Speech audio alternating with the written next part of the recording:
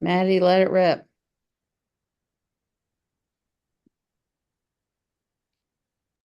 Okay, wonderful. Folks are joining. Terrific. We're going to give it just about 30 seconds since we have a wonderful packed agenda for today's conversation before we get started. Welcome. If you're joining us, you have reached the Nashville State Community Health Worker Policy 101 session. Today, wanted to let folks know that we'll be recording the first hour of this session as a webinar that we'll be able to share with others because we have such rich experts who are sharing their perspectives today.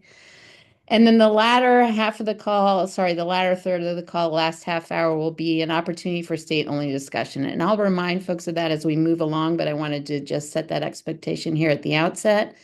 Welcome, everyone. I'm Sandra Wilkness. I'm the Senior Director for Behavioral Population and Public Health here at Nashville. I'm joined by a host of terrific colleagues, which I'll introduce in just a moment. But I wanted to thank you for taking the time to come to this 101 session on community health worker policy. We hope that you'll feel engaged in the chat and discussion with questions, comments you have. Please also know that NASHB has an ongoing learning collaborative for state officials to exchange ideas, intel with each other on community health worker policy efforts in their states. And we'll remind you of that at the end of today's webinar. But without further ado, let's go ahead and get started a little bit with the today's agenda. I just wanted to set the stage very briefly with what's happening in the community health worker policy space. And then I'll run through the agenda and let you know who the presenters are today to provide really the deep expertise. I am sure you're all aware, if you've joined this webinar, you are aware that community health workers or promotores or tribal community health representatives, all of which will collectively, for today's purposes, call community health workers, just for shorthand, play a key role in reaching communities and supporting whole person health. Over the past 5 to 6 years, starting with the need to proactively reach out to communities of all kinds during the COVID-19 pandemic, state policymakers have become increasingly aware of and interested in making CHW services widely available. This is not new. There are some states who are out of the gate early on, recognizing the value of partnering with this workforce and creating access to those services. But we saw a very large uptick, and I think a part of that was during the COVID-19 pandemic, and that continues today. We have since seen a drop in public health grant funding that had really launched a number of these CHW programs and efforts.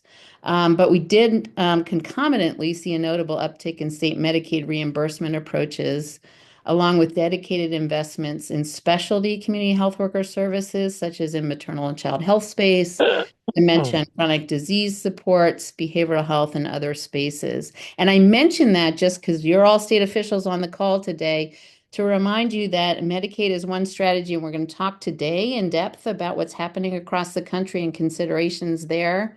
But also really thinking about a whole of government approach to investing in these services and supports in this workforce, and really thinking across your sectors to understand where the opportunities are to align investments, especially now that we're in a scenario where we have a really shifting policy and fiscal landscape, both on the federal front and in many states. I probably don't need to remind folks, but I will just for level set today mention that some major federal initiatives such as the One Big Beautiful Bill Act or HR 1, Make America Healthy Again, and an element of HR 1, the Rural Health Transformation Program, are really coming to the fore and creating some shifting landscapes in states, in some cases creating new opportunities for scaling and spreading community health worker services. So it's something to think about there. I mean, overall, many states are challenged with state budgets, including Medicaid budgets and shifting Medicaid fiscal landscapes over the next few years, as well as coverage shifts. And that's part and parcel of implementation of the One Big Beautiful Bill Act. The Make America Healthy Again initiatives includes other priorities that are going to be really important in the community health worker landscape, including around health promotion and prevention. And on the rural health transformation front, and Megan will share a little more detail on this when she speaks, based on our preliminary scan just of available Rural Health Transformation Fund applications, and we know that process is still ongoing, right? They're waiting for final approval from CMS to move forward with those initiatives.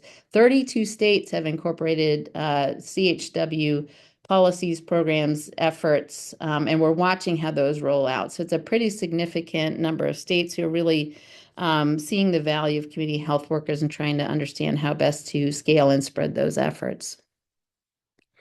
The purpose of today's webinar, we hope that you'll leave with a foundational understanding of community health worker policy and the state role. And again, as a follow-up at the end, we'll alert you to the Learning Collaborative where you can take deeper dives with your colleagues in other states for peer-to-peer learning. Also watch NASHB's website. We often publish resources, including our state tracker on what's happening in the CHW policy. Okay, without further ado, today we're joined by policy and practice experts to provide this foundational information that we hope you can take away and apply in your own states, along with my colleague, Megan D'Alessandro, who's on the screen right now. She'll be sharing some of NASHB's work tracking state CHW policies and Medicaid strategies. We have the distinct honor of hearing from two seasoned national experts and are also joined by a couple of our state colleagues who have pioneered work in their states. Just really brief introductions, and we'll get into the agenda. First, we'll hear from Lisa Renee Holder-B Fox, who's an established leader and a member of the community health worker workforce for over 30 years. She's spent decades working to ensure CHWs are valued and respected members of the public health workforce.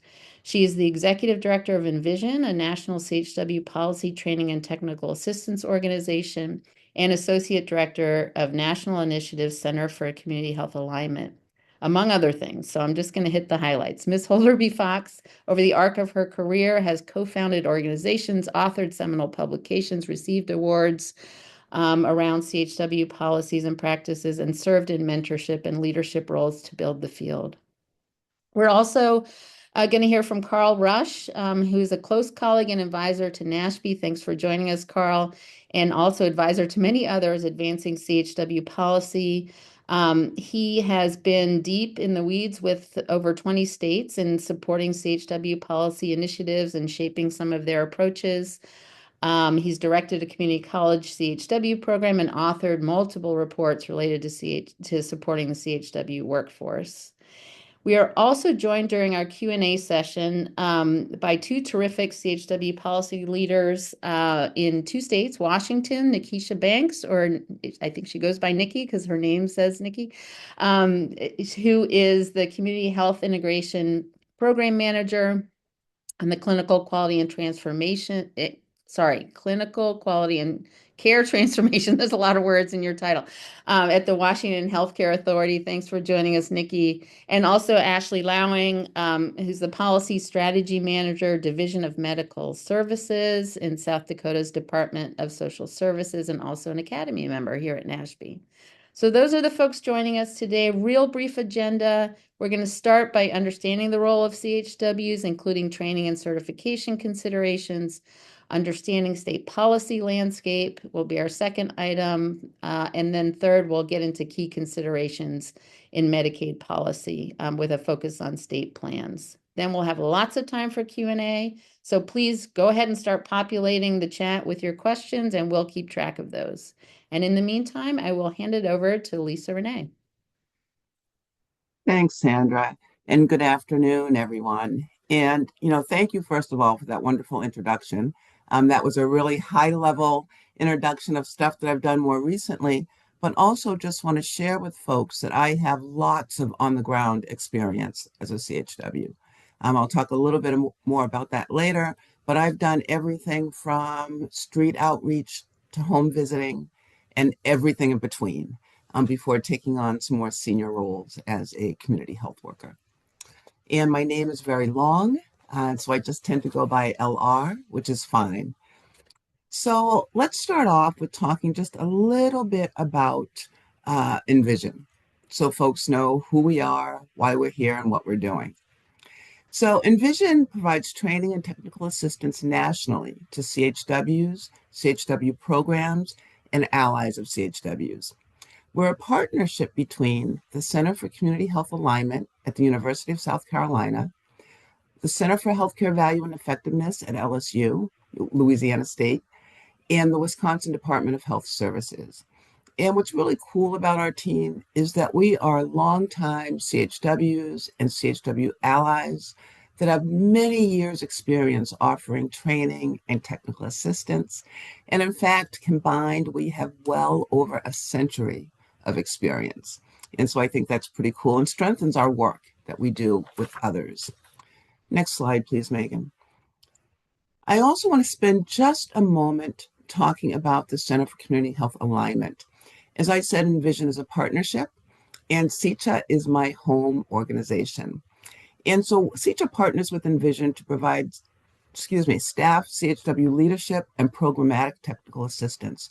And our staff at CHWA is primarily comprised of CHWs, and our expertise spans TA, training, capacity building, and advocacy. So who are CHWs, right? It's really important that we have a baseline understanding of who CHWs are as a workforce. And I want to share the definition that was developed by the CHW section of the American Public Health Association.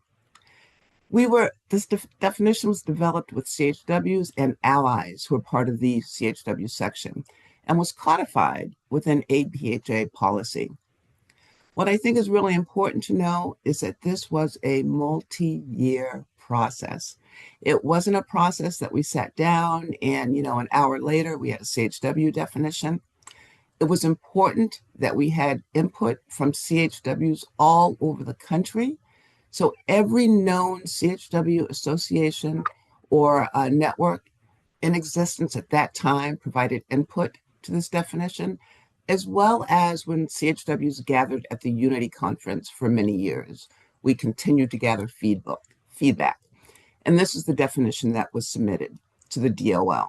What I didn't say is that the reason this definition was initially created was because a little birdie told us around 2005, 2006, that the Department of Labor would be revising their standard occupation classification codes.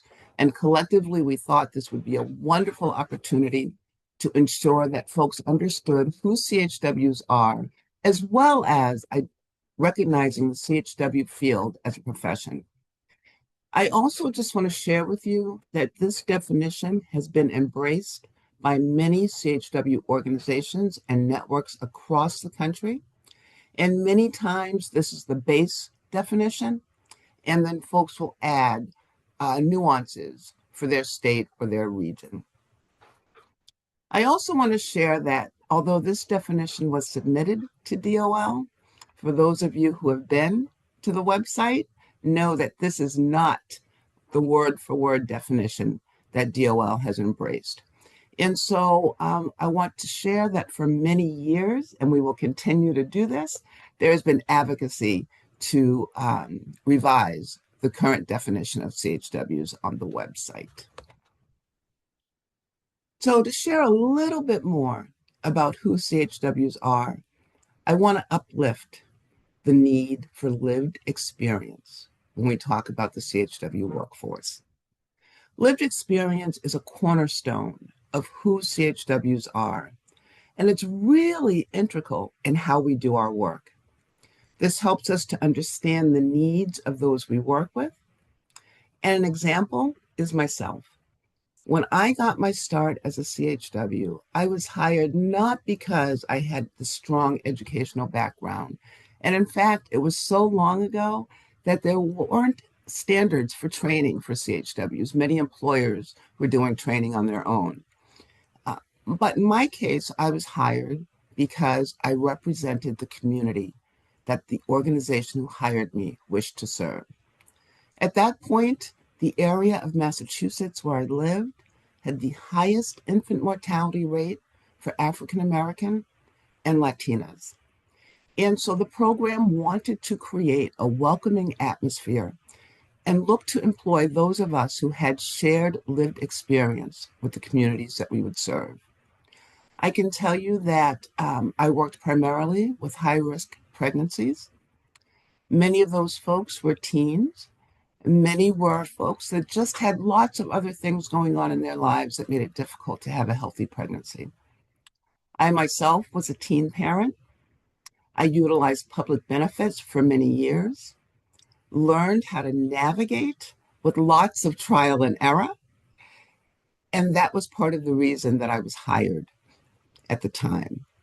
And I'm not going to read this quote, but I'd like you all just to take it in for a moment. This is a quote from CHW in Massachusetts, really talking about why lived experience is so important and invaluable to our workforce.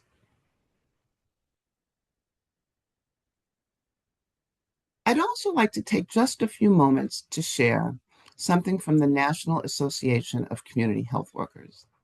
A few years ago, the National Association of CHWs, or NACHWA, developed a document that I hope you all have the opportunity to take a look at. And it's the 6 pillars of CHWs.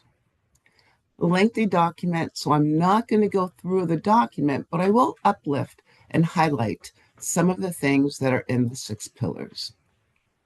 First of all, I'd like you to know, if you haven't already gathered, that CHWs are a unique workforce. We're one of a kind. There's nobody else that's part of the public health workforce that's quite like CHWs. We're also a community-based workforce. And when I say that, I don't mean that we only work for community-based organizations. What I mean is that we build relationships and we're grounded in our connections to community. CHWs also have a very long history in the US. And a lot of that is not a formal history, but I think we all know communities where there are members of those communities that are striving to help other members in the community, whether it be to access services, to be healthier, to improve conditions in those communities. In the US, we have a documented history going back to the 1960s. And I'm very careful when I say documented history, because as I just said, we've had a long history in the US, not to mention across the globe. We work across sectors. I said earlier that we're not only working in community-based organizations, we're working in healthcare organizations, we're working in state health departments. And what's really interesting is that CHWs look at individuals and communities holistically. And because of that, it forces us to be cross-sector, to partner with folks who are outside of the health sector, who are outside of the public health sector. And that also helps to make us unique. We're proven. If you take a look at some of the research around CHWs, it really supports our effectiveness. What I also think is interesting is that we're one of the few professions that need to continuously prove our value and effectiveness. Just a tidbit. Finally, we are a precarious workforce. We're a majority female workforce, and we face similar challenges to other female-dominated fields. And when I say that, it's not to say that we don't want to see more diversity in our workforce. Just historically, this is who we've been.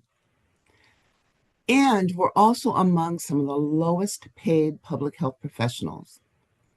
And as frontline community health workers, we're exposed to many things that folks who have the opportunity to sit behind a desk in an office may not be exposed to. Next slide, please, Megan. And I do know that I'm going through this fairly quickly. I just want to acknowledge that. Also want to acknowledge that when I have the opportunity to talk about CHWs, I could spend all day long talking about CHWs. I'm trying to be very conscious of that as we move forward here. So we've talked a little bit about who CHWs are, talked a little bit about the value that we bring. I'd like to share some tips with you about maximizing CHW potential.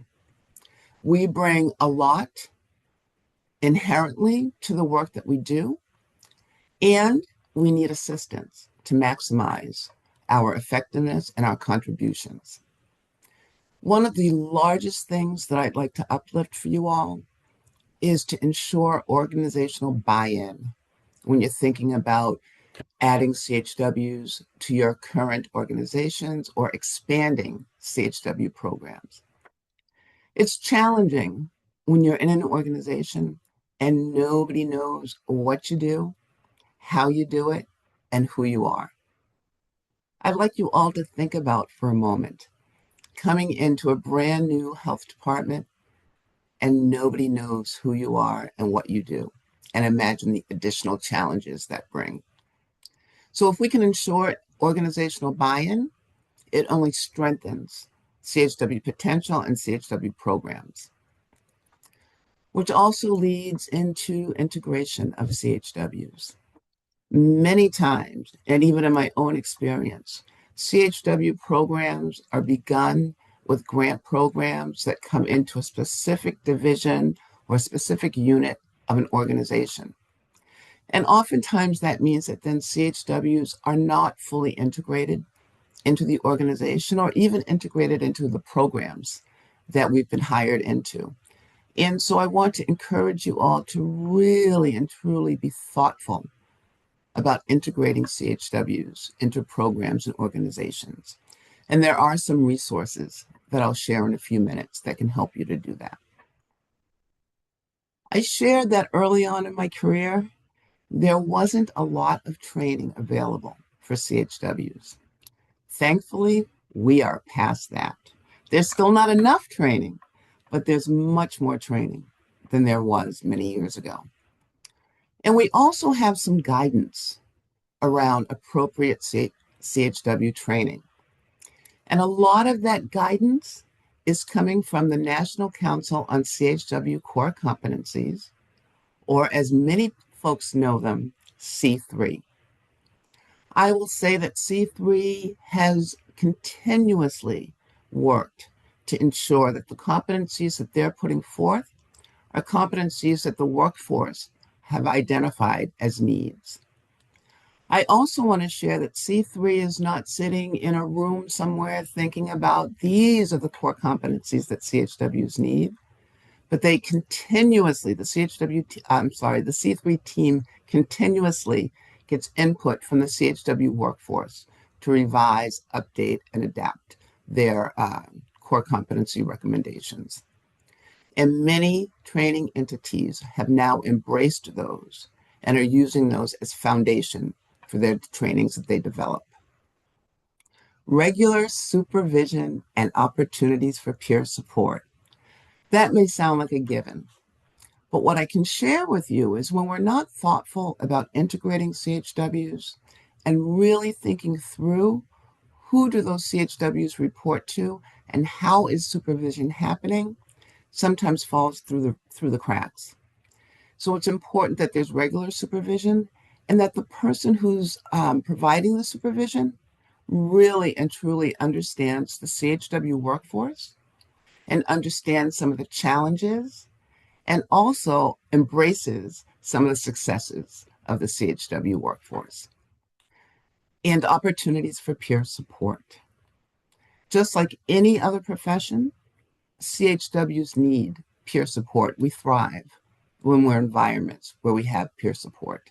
I would encourage everyone to take a look at your state to see who those state associations are, who those networks are, and encourage any CHWs that you're working with to engage with peer support through those organizations. Ongoing professional development, again, just like any other profession, we want to continuously improve the skills and gain new ones. And so I urge you to think about professional development for CHWs as you're thinking about professional development for other team members. And then finally, a tidbit that I'd like to leave with you is sustainability planning. Oftentimes, the funding comes in for CHW programs. We get them started, we do the work, we continue to do the work, and then as that funding is ending, we begin to think about sustainability. It's really important that we're thinking about sustainability from the time programs get started. And you'll see over on the side of the slide, there are some resources there. You'll have links to those resources at the end, but just want to take a moment to uplift the Envision Sustainability Toolkit because that is continuously being updated and a wonderful tool for folks to use. Next slide, Megan. Partnering with CHWs.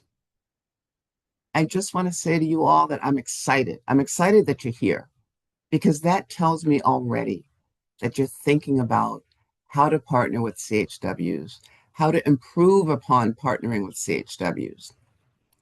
If you take nothing else away from what I'm about to share or what I've shared previously, I would like you to take this away.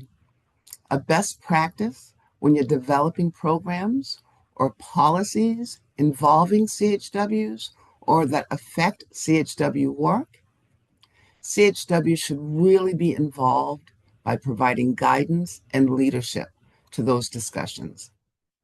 Some of you, I'm sure, have heard this mantra from CHWs, and I just want to say it verbally because it's so important, but nothing about us without us. And an example of that is that last year, Envision partnered with NASHP. We partnered with Carl Rush, who you'll hear from briefly. And we worked with several states to make sure that there was dedicated, facilitated discussion between CHWs and states as they're developing CHW programs, as they're developing sustainability plans, in many cases, a conversation around reimbursement, maximizing Medicaid opportunities, Medicare opportunities. And we wanted to make sure that CHWs were engaged, involved, and providing some leadership to those discussions. What I will share with you is that those discussions were extremely fruitful. In some cases, that was the first time CHWs and state health officials had come together. In other cases, it was an opportunity to build trust, to move forward. But in every single case, the result was positive. I want to uplift the workforce wants and needs our allies. It's important as we move forward together. Lastly, I'd like to share a little bit of content around the question that is on everybody's mind. Next slide, please, Megan. Certification. I want to say that certification for community health workers is not a one-size-fits-all, and that the decision to certify should really be in the hands of the workforce that it affects. And in this case, we're talking about the CHW workforce. States where CHWs have been engaged early and have provided leadership to the process tend to have more thoughtful design and implementation of certification. They also have workforce buy-in. And more recently, more CHW associations are the certifying bodies. A couple of examples are South Carolina and Arizona. There are others. I want to acknowledge that sometimes state agencies may not be the best fit. For other reasons, state associations are the better fit. It all depends on what's happening in your state. But in any case, I encourage you to have conversations with the state networks or associations. I want to say that even some early adopters of CHW certification had efforts led by CHWs. Massachusetts, my home state, is one of those. Live in Georgia now, originally in Massachusetts. And I want to say that many states now are looking at the APHA CHW policy that really states if you're talking about training, certification, other things around the CHW workforce, if you're forming work groups to think these through, those work groups should be 50% CHWs. And I'm going to give you a link where you can visit that policy and learn more about it. Also, I want to share that in some states with Medicaid reimbursement, there is no CHW certification. There are training standards, but not certification. Louisiana is an example of that. As a cautionary tale, I want to share with you that some states that have moved forward with CHW certification without CHW input, engagement, and involvement have had to go back and rework some of their processes. I want to encourage you to talk to other states who have moved forward, talk to them about successes, challenges, and lessons learned. And I'd like you to take into account some starter questions to ask that are here on the slide before making the decision to certify community health workers.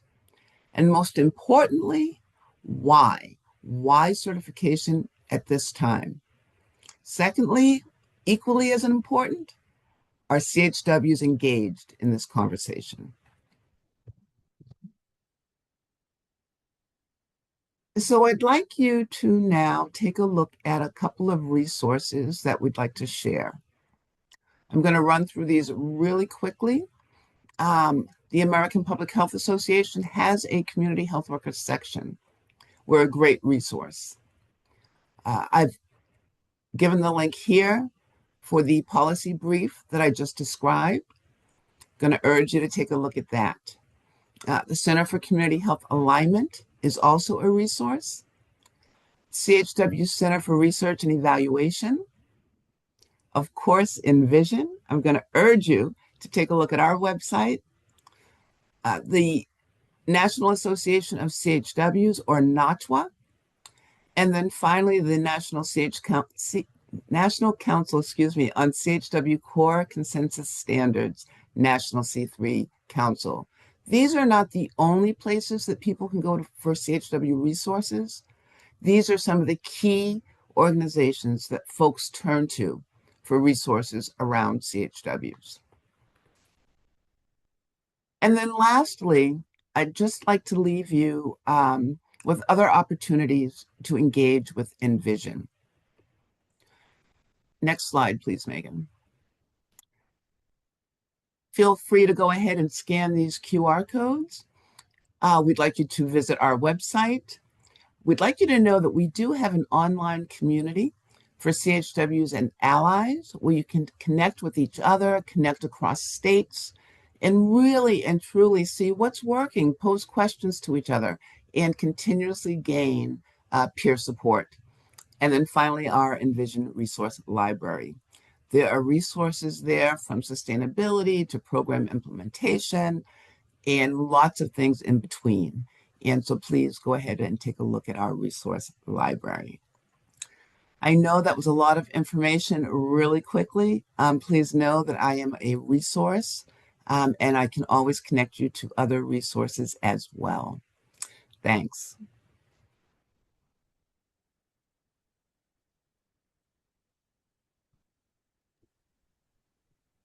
Thank you so much for that great overview of CHW's LR. My name is Megan D'Alessandro, and I'm a policy associate here at NASHP.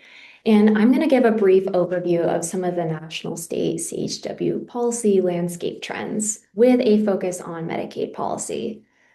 Just to note that there are a lot of different financing strategies for CHW services, but today I'm going to be digging a little bit more into the Medicaid trends specifically. So really briefly, some of the three most popular levers that states have pursued through Medicaid are a state plan amendment, an 1115 demonstration waiver, and Medicaid managed care approaches to support CHW services through Medicaid. As of NASHP's most recent state policy scan, which was as of April 2024, we found that 20 states had state plan amendments reimbursing for CHW services through Medicaid. We also found that 15 states had approved Section 1115 demonstration waivers to support CHW services.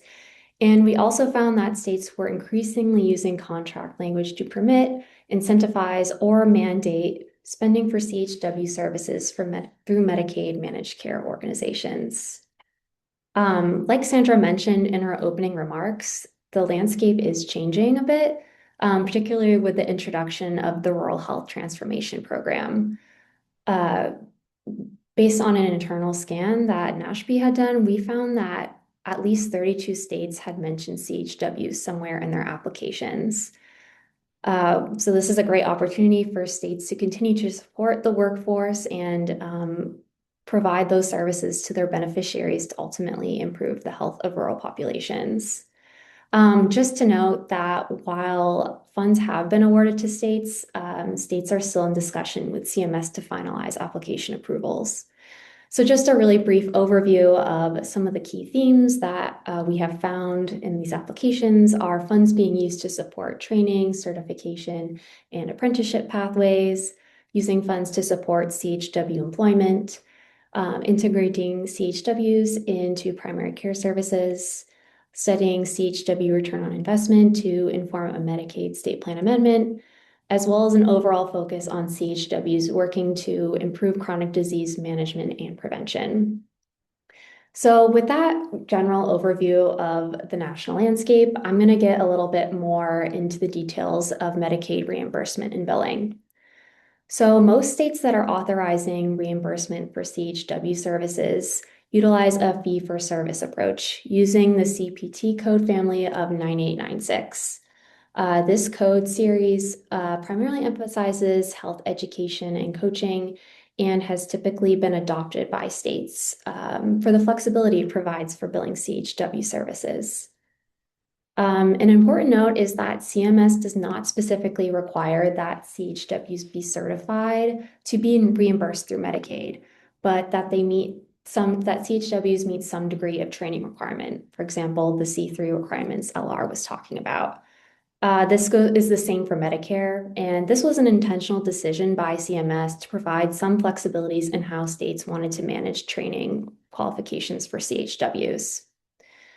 In terms of reimbursement, there isn't really a specific methodology that states are using to calculate this rate. So some states, such as South Dakota, who is on the line, and I'm sure would be very happy to answer questions later on, actually increased their reimbursement rate for CHW services based on a low benefit uptake. One potential benefit that was also cited by the state for doing this was to help offset some time and cost of driving across the state, primarily since it's so large and rural. And of note, there's a lot of variation in Medicaid reimbursement rates for CHW services. However, some numbers indicate that these rates range from about $2.79 to $35 for a 30-minute unit. So, Medicaid benefit uptake. There are certainly barriers that states have faced while doing this. Many reasons include the administrative burden of billing for Medicaid, as well as low reimbursement rates can make it difficult. Also, a growing CHW workforce within a state, or actually having CHWs to provide services to bill for, that's not the case in every state. Some providers need education about the benefit and how it works. CHWs who are able to enroll as Medicaid providers may also need education on how to do this.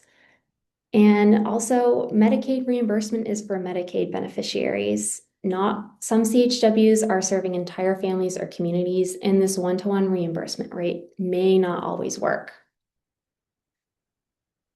So I'm going to delve into a couple of quick state examples. So like Sandra mentioned at the beginning of the call, we are joined by Ashley Lowing from South Dakota and Nikki Binks from Washington State. So I'll just give a quick overview of these states' approaches, and they can certainly answer more of your questions at the end of this call. So South Dakota has reimbursed for CHW services via a Medicaid state plan amendment since 2022. And like most states, uses a fee-for-service billing approach under the 9896 CPT code family. They have modeled their reimbursement rates after other non-clinical healthcare providers and have factored in the impact of non-billable services when setting rates. To help increase benefit uptake, the state worked with CHWs and community-based organizations to help set them up as billing providers through Medicaid, and also led educational efforts with providers to educate them on the benefit. Some key lessons learned from that the state has learned through the development and implementation process of this state plan amendment is that workforce buy-in is crucial to help spur Medicaid enrollment and billing. And also that it's really important to respect CHW's need for inclusion and self-determination through the policymaking process. The state also noted that it's really important to find ways to help community-based organizations bill for CHW services since they're a major developer of this workforce and a major employer. And engaging with community-based organizations has been cited as a key strategy for benefit uptake within the state.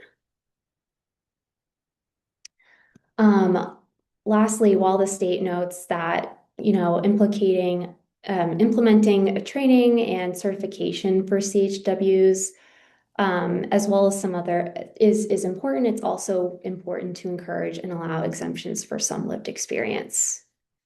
Now moving on to Washington State. Washington has reimbursed for CHW services via Medicaid state plan amendment since 2024 and is the first state to organize Medicaid billing around community health integration and principal illness navigation codes, which were adopted from the 2024 Medicare Part B physician fee schedule.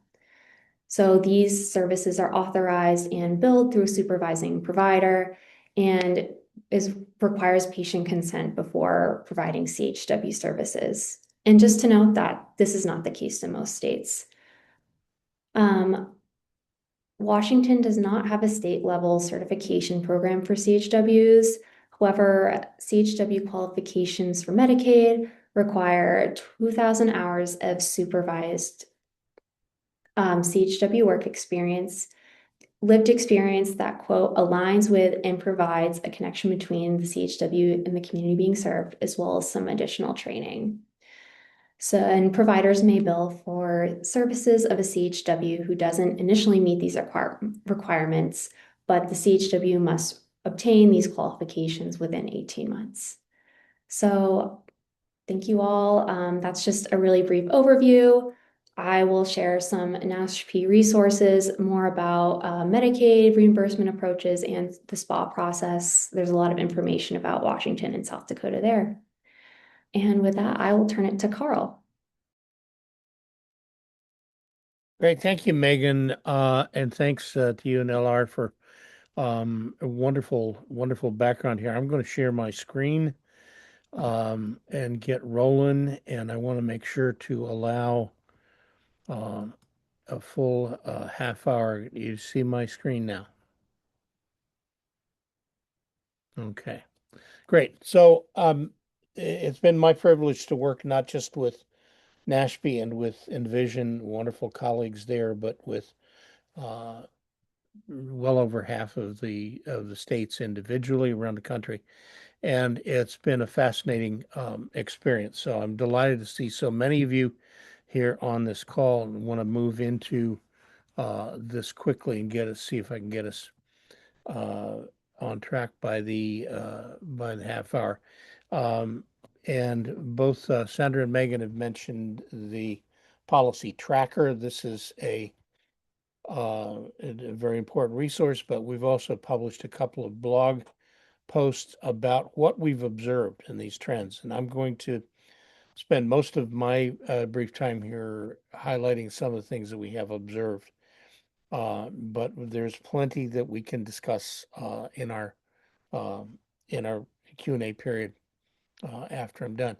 So to start with, and some of you see yourselves in this position, but states generally start with a certain amount of background that they need to undertake, and one is to look at what other states have done.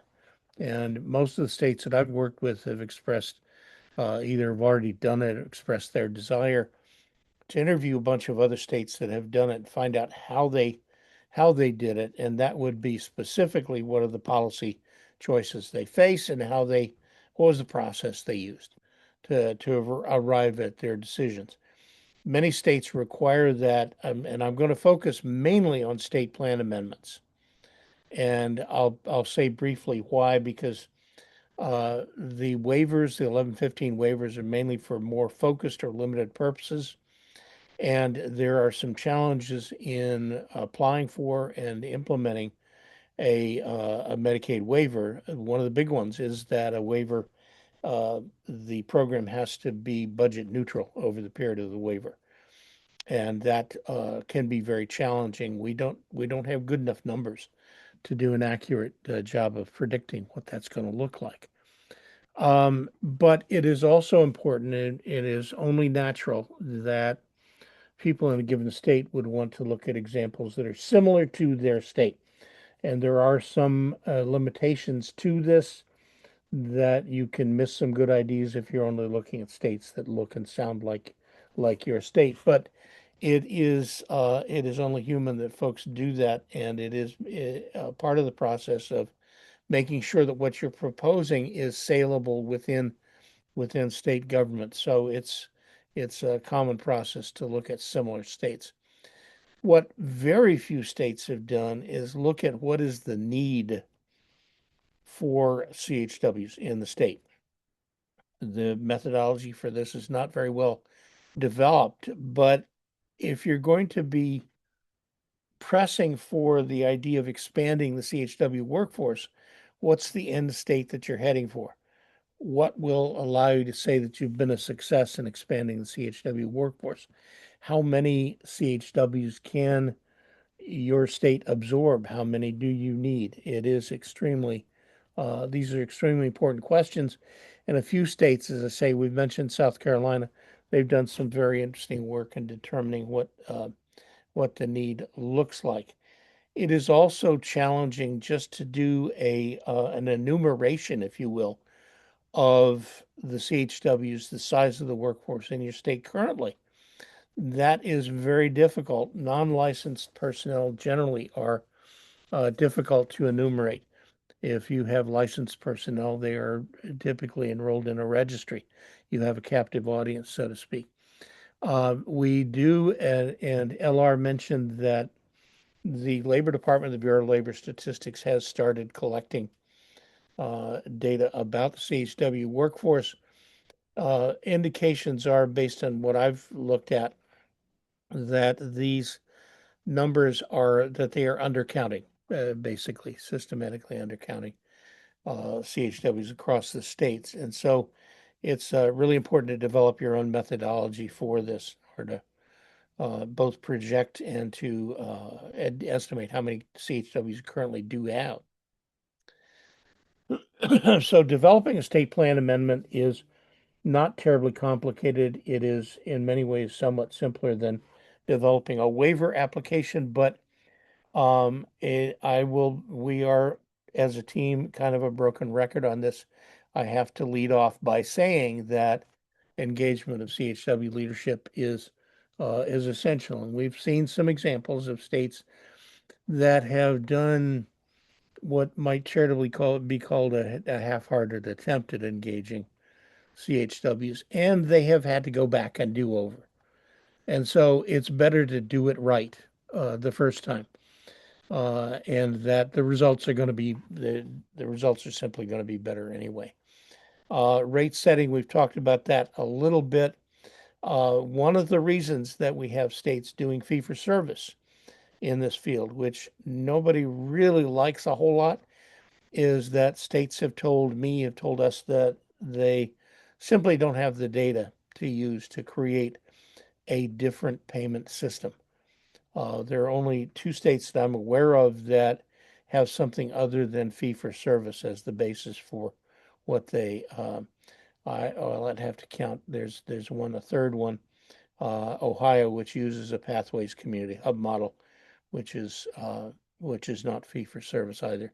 So that would make 3 states. And a crucial question to ask, and you will have in states like I know they've had this conversation in South Dakota and other places that the employers of CHWs are going to predictably say, am I going to have to lose money to accept in order to accept Medicaid reimbursement? And that can really create it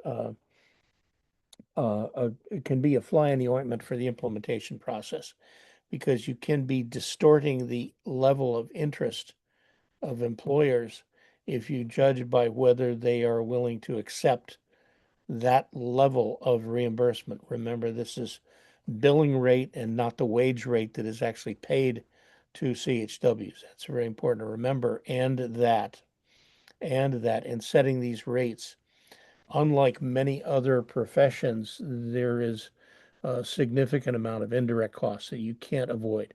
CHWs need to spend time developing relationships with community members, and they do, as we noted with respect to South Dakota, allow for the fact that in a very rural state, there's a lot of non-reimbursable, non-billable travel time that has to be covered somehow. So to keep those things in mind. And so some of the benchmarks that states apparently have been doing, Minnesota being the first state to adopt Medicaid reimbursement starting in 2008. A number of states we have talked about already. Washington, we'll hear more about that, but there are several states, including California and Minnesota, I believe, that have integrated the Medicare Part B. These are what are called HCPCS codes, G codes. We will refer to them often for Medicare that states are seeing an advantage in adopting, integrating into Medicare, into Medicaid, excuse me. And then there's some states who've simply adopted a relative value calculation. There's at least one state who's taken a look at this 9896 family of codes that Megan mentioned and simply said, what do we pay to a physician who is billing under that code? And they will take 50% or 75% of that rate as a CHW rate based on the relative value of that. That none of these is ideal, but these are things that states are attempting to use. And there are implications in that the states that have integrated Medicare billing codes into Medicaid are integrating some portions of the way Medicare handles billing for CHWs, which we don't really have time to go into, but it involves the role of a billing provider and an initiating visit. These are formalities that don't necessarily exist in Medicaid billing in most states, but the states are apparently integrating those features, not just the billing rates, but the other regulatory requirements. Okay, I'm watching my time here. And as I said, there's been insufficient data so far to justify anything other than, as I mentioned, Maine and Oregon and Ohio use systems that are different from fee for service. And I think it's also important to keep in mind that the pace of implementation is going to be a lot slower than people would like and that they anticipate. And so that's good news and bad news. It can be frustrating trying to get this out. And there are a lot of reasons we can discuss in the Q&A about why implementation may be slower than we would like. But it does mean that the budgetary impact of whatever this state plan amendment is projecting will take a considerable time, and I would say easily 2 or 3 years to show up significantly in the accounting system for the state. So that allows some time to retool, to adjust, and so forth, but it can be very frustrating. It can also take considerable time for the impact of CHW employment to be felt out there. Now, it's also important to be real clear about Medicaid's role in all of this. And compared to other payers, there's some significant differences. First of all, we all have to acknowledge, and this is sometimes true, that this is not exactly the goose that laid the golden egg, but it's not the answer to everything. That employers who have been pleading for sustainable support for this work find that Medicaid in and of itself is not going to do it. And that is important to remember, and maybe Ashley and others on the call can comment on this, is that South Dakota has done a fair amount of work on calculating the actual full cost of employing a CHW, and that most of us working in this field figure that you can't bill for more than 50 to 60% of a CHW's time if they're working full time with Medicaid recipients, and that is because of the extent of the non-billable time that CHWs inevitably must spend with these recipients. And of course, as Megan mentioned earlier, Medicaid will only pay for services to Medicaid eligibles. But it's also important to remember not to let other stakeholders, other interested parties press this point beyond the bounds of reason. Is that it's not Medicaid's job to sustain CHWs. It is not Medicaid's job to sustain physicians and nurses. It is Medicaid's job to pay for needed healthcare services for eligible individuals, and so we need to be very careful about how all of this is discussed, how it's presented uh, by state officials, how it's presented to state officials. That sustainability is not your job, and I know that most of you are very willing to try to help, but it's there are a lot of other sources out there. And how many on this call, for example, are aware that the U.S. Department of Transportation funds something called mobility managers in, I believe, every state? And they are, they say, if it walks like a duck, if it talks like a duck, these are in effect specialized CHWs. And so that is an example of a source of funding that could pay for part of the time of CHWs, as well as many other categorical programs that states receive support for. And these other sources must be identified and cultivated. That we're not going to do it, as I say, not going to do it all with Medicaid, but it does. There's a great material in the sustainability toolkit produced by Envision about how to inventory those sources and determine what their interests are, those agencies that do have other relevant financial support.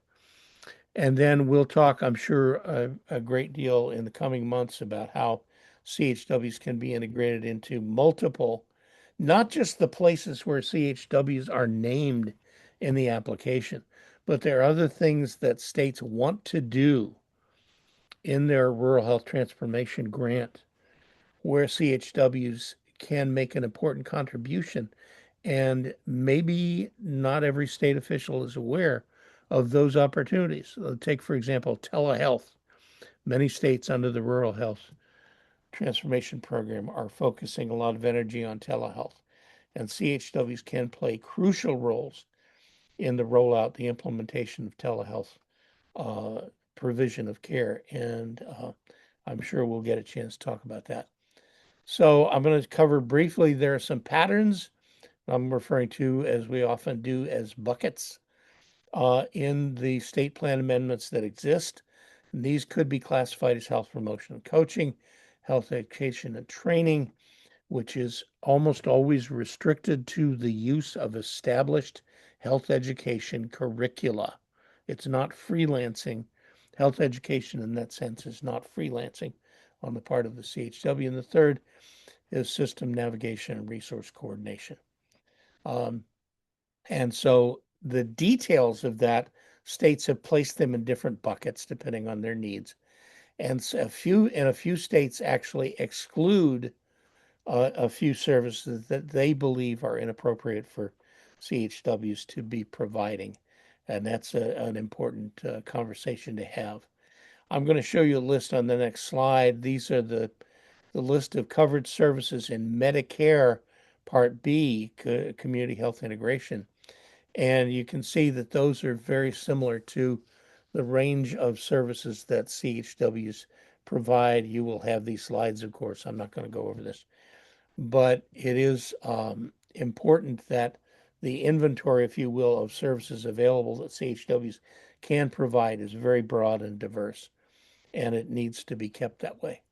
So, and then I'm going to wrap up here in just a second. Um, I'm going to bring up these key choices for two reasons. One, these are important reasons why CHWs need to be at the table in terms of supporting the process as the central stakeholder in all of this. But it is also true that CHWs need to be there and need to be part of it because these things do affect how they do their job.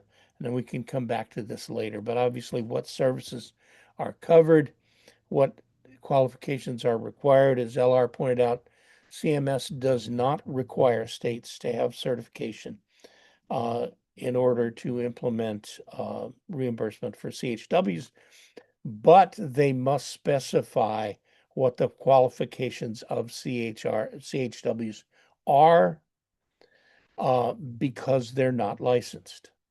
And one of the crucial distinctions that everybody needs to recognize is that CHWs are not permitted to offer any services or conduct activities that require a clinical license.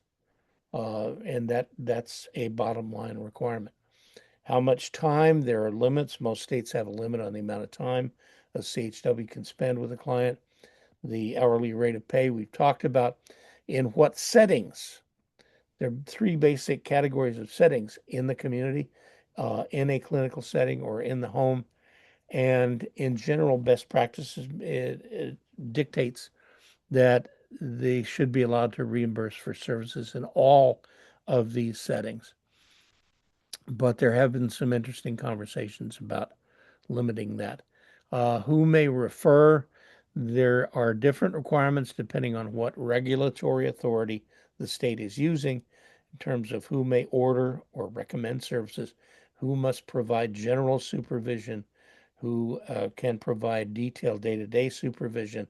And this is where we come to the point about community-based organizations. In most states, and most of you are probably aware of this, that a large number, if not a majority of the CHWs are employed by community-based organizations and not healthcare organizations.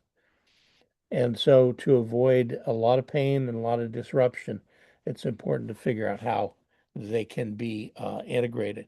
And also there are challenges, and we can talk during the Q&A about what states have done. It's not automatic that federally qualified health centers will be able to participate in this system.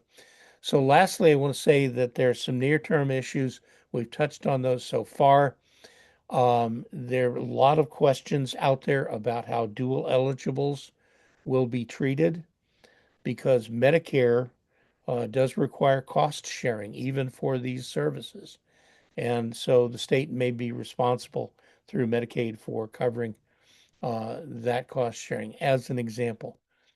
And as we have heard, the Big Beautiful Bill Act, there are some things that the feds are calling for under Medicaid, where CHWs can be of significant assistance in helping people apply for redetermination or recertification as eligible for Medicaid. And increasingly, as we're going to see in the next few years, requirements for community engagement or work requirements. So those are things that we're going to have to grapple with, even if the CHWs are not named in language about these programs. It does need to be brought up. So those are near-term issues we're going to be dealing with. So I apologize. I ran over a few minutes here, so I know we want to get immediately into in the Q&A, but thank you for the opportunity to address all of this. And thank you, Carl. Thank you, Lisa Renee, and thank you, Megan. Really appreciate all the information. And just to underscore, yes, this webinar is being recorded. Slides are available via that. Resources are in some of the slides and also in the chat. And all this will be on our website at NASHP, so it'll be publicly available in short order. We did also really want to create an opportunity for state officials to be able to have frank exchange with each other and with these wonderful experts. And therefore, we have one question that we want to make sure is we can just ask here while we're recording, and then we'll flip over to state-only time where you have opportunity to ask whatever you feel like you need to ask. You can use the question and answer function or the chat, and then we can get to your questions. The one question that I wanted to pose right away, Carl, you or other panelists on the line may be able to offer some insights here. The question is, where is it, Sandra? Are there resources for estimating how many CHWs a state or community needs? And I'll just pass it on to any of the panelists to offer some insights here. I'll just say briefly and turn it over that I mentioned South Carolina. They are mapping, they're doing geocoding of where CHWs are, but they also used a proxy for need, a social vulnerability index. And so they're calculating those levels by county so they can see where there's a relatively good match or mismatch in terms of the presence of CHWs in those counties. But that's all I have at the moment. Go ahead, Sherry. Yeah, and in addition to that, Envision works with a lot of national partners, and Partners in Health US has been working on a tool that they have been testing in North Carolina. So that tool is not publicly available, but I can share it with, I think that was you, Kristen, who asked for that, with folks with the caveat that it's a tool in process and we're working to get it to a sense of complete. So if you want to help out with that process of testing it and giving us feedback, be glad to share it with you. Terrific. Thank you all. Appreciate that. So stay tuned for more information there, but the data collection strategy is going to be really important as we go forward and as you all state officials dedicate resources to understanding landscape and figuring out how to make investments. We're going to stop